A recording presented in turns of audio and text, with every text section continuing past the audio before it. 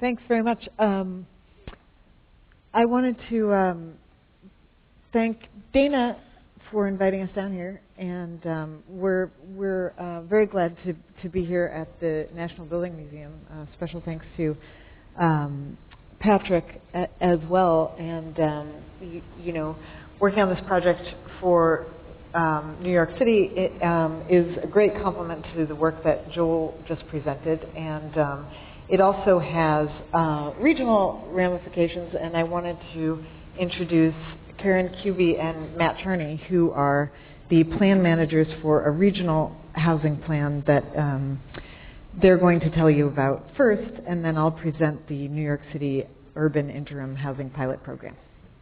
So as Cynthia described, we're going to be talking briefly about two projects. One's directly related to Joel's presentation, and one that gives a little bit of context. So both of these projects are for the New York City region are based on an all-hazards catastrophic planning scenario. So what would happen, for instance, if New York City and the New York region were hit by a Category 3 hurricane? Obviously, a lot of this stems from what we saw just over 5 years ago in the Gulf Coast after Katrina, Rita, and Wilma. And we don't have to go back too far to see what this would look like in the New York City region. This is the images from the 1938 Long Island Express hurricane. If you're familiar with New York City, that image on the right is Battery Park City. So the first project that we're going to be talking briefly about is the Regional Disaster Housing Recovery Plan. The goal of the plan is to provide an all-hazards plan to provide guidance for the implementation of interim housing and the restoration of permanent housing.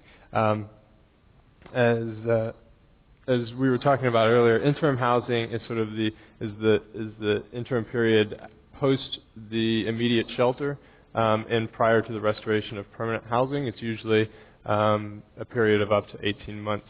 And permanent housing then talks about the repair, reconstruction, and development of safe sanitary housing for displaced victims without continued disaster assistance following a catastrophic event.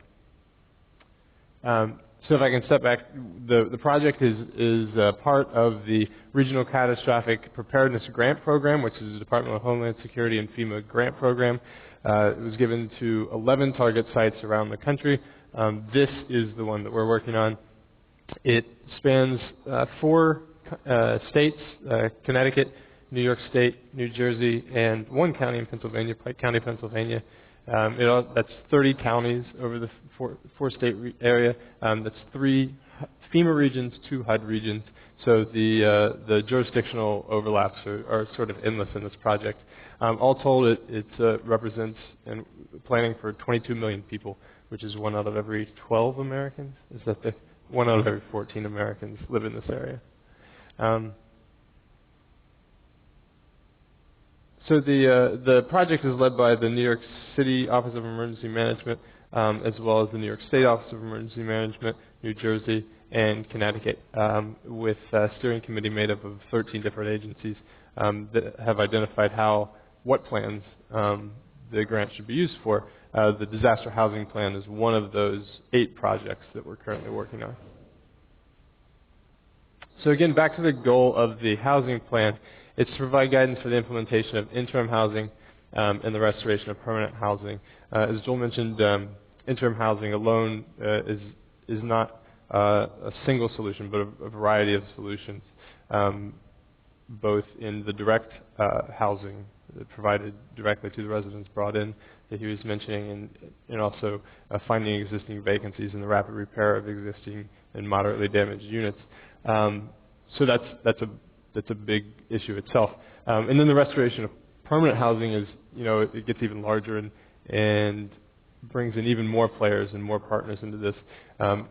While there's billions of dollars, using Katrina's example, given by the federal government in the way of Stafford Act funds and congressional appropriations, it's largely a private sector mission to restore permanent housing. So when we talk about that, you get sort of an idea of the scope of the work and the variety of government organizations, nonprofit agencies, faith-based organizations, and displaced individuals themselves that would be involved. So our plan does not attempt to provide a solution to the mission of housing recovery. What we want to do is to provide a startup kit. So all these agencies, all these organizations, all these people that would need to be working on this mission to try to restore housing after a catastrophic event, our plan attempts to be a startup kit. And to do so, Karen will talk about how we intend to do so a little bit.